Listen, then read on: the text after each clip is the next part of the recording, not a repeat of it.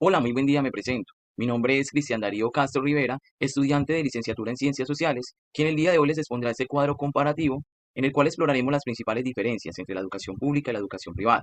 Analizaremos elementos como su origen, objetivos, condiciones y el papel que cumplen en la formación de nuestros estudiantes. Ambas son fundamentales, pero responden a realidades distintas dentro de nuestra sociedad. Ahora bien, daremos inicio con nuestra exposición, mencionando que en el primer apartado vamos a encontrar cada una de las dimensiones o componentes objeto de estudio, y posteriormente haremos ese contraste entre la educación pública y la educación privada. En primera instancia, la educación pública, la palabra proviene del latín publicus, que significa del pueblo. En contraste, la educación privada proviene de privatus, que significa propio, esto etimológicamente hablando. La educación pública surge con la Ilustración y se consolida en Colombia como un derecho desde la Constitución de 1991. Busca garantizar la equidad, la inclusión y la formación ciudadana, tomando como referencia el reducir las brechas sociales y formar sujetos críticos.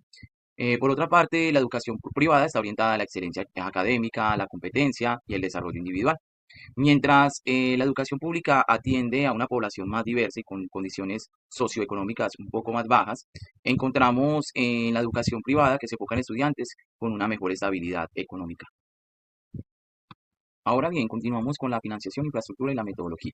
En la educación pública, en cuanto a la financiación, depende del presupuesto estatal, lo que garantiza gratuidad, pero genera desigualdades regionales. La privada se sostiene con matrículas y donaciones, lo que permite innovación, estabilidad, aunque con altos costos. En infraestructura, los colegios públicos varían en calidad.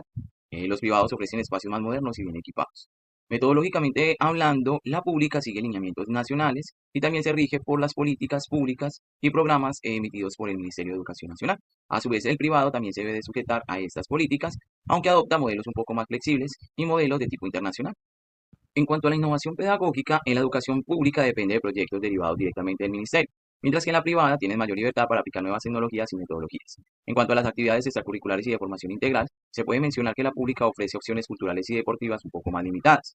La privada brinda una amplia oferta que incluye elementos, digamos, más innovadores como lo son el arte, la robótica y los intercambios. Se puede mencionar que en los ambientes de aprendizaje, generalmente en la educación pública, las aulas son sobrepobladas y encontramos entre 35 y 45 estudiantes. La infraestructura es muy limitada. Sin embargo, se puede mencionar que hay gran diversidad social y se fomenta la convivencia democrática. En la educación privada encontramos grupos más pequeños, entre 15 y 25 estudiantes, por eso la educación es más personalizada. Los espacios son más cómodos y tranquilos. Esto nos permite la atención y un mayor desarrollo emocional de manera positiva. En cuanto a la dimensión de políticas educativas y supervisión, en la educación pública se puede mencionar que está controlada por el Ministerio de Educación Nacional. Se orienta a través del cumplimiento de estándares básicos de competencia y se garantizan las premisas de cobertura y de equidad. La educación privada está también supervisada por el Ministerio de Educación Nacional, pero cuentan con una autoevaluación constante y auditorías que son de tipo privado. También se pide mayor exigencia en los resultados y en este tipo de acreditaciones. En cuanto a las jornadas, en el público suelen ser más simples y continuas. En las privadas se puede mencionar que son completas y exigentes. En la evaluación, la pública se enfoca en los estándares nacionales y la privada aplica procesos continuos e integrales. Después de analizar estos aspectos generales, vamos a tener un espacio de multiperspectivismo en donde analizaremos esa actividad pedagógica entre estudiante, docente y padre de familia. Aquí podemos ver la perspectiva del estudiante frente a la educación pública y la educación privada. En la educación pública se ofrece el acceso gratuito y la equidad, mientras que la privada depende del nivel económico de las familias. En cuanto a la atención personalizada, la pública tiene más limitaciones por el número de alumnos y la privada brinda un acompañamiento más cercano. Finalmente, ambas buscan el desarrollo integral, aunque con enfoques diferentes. La pública promueve valores y convivencia y la privada fortalece el liderazgo y el rendimiento académico. ¿No? Aquí analizamos la mirada de los padres de familia. Desde el rol del padre de familia podemos analizar aspectos relacionados, por ejemplo, como la participación.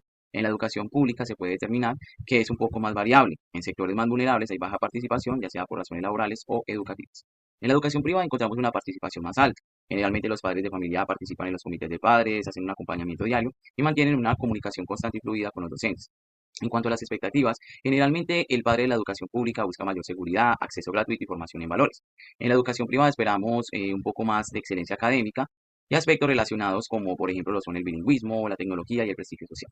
En cuanto a la relación con la institución, el padre de familia de la educación pública mantiene una relación un poco cercana, pero es más informal, participa en eventos comunitarios o reuniones generales. En la educación privada, esta participación o esta relación se ve de manera más formal y estructurada.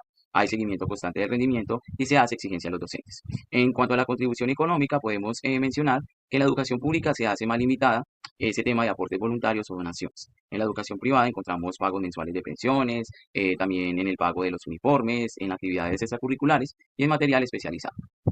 Analizando la perspectiva del docente, podemos mencionar que en cuanto al proceso de formación y certificación, generalmente los docentes de la educación pública obtienen sus puestos a través de concursos públicos en donde son seleccionados y posteriormente escalafonados. Cuentan con una amplia trayectoria pedagógica. En la educación privada se puede mencionar que estos docentes no cuentan con este escalafón, sino que su contrato, su vínculo es directamente con la escuela, no con el Estado.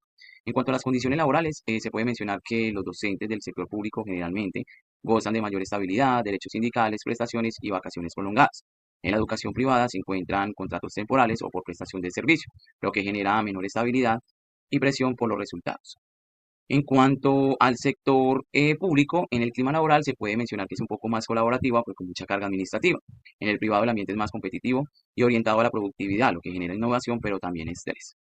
En resumen, ambos sistemas enfrentan retos distintos, pero comparten el mismo propósito, formar con calidad y compromiso. Quiero finalizar agradeciendo a la Universidad del Quindío y a la institución en donde llevé mi práctica del sector privado, Colegio Aprendo Jugando, por tan valiosa oportunidad y va a ser de gran constructo esta experiencia durante todo este proceso de formación pedagógica como futuro licenciado de las ciencias sociales. Muchas gracias.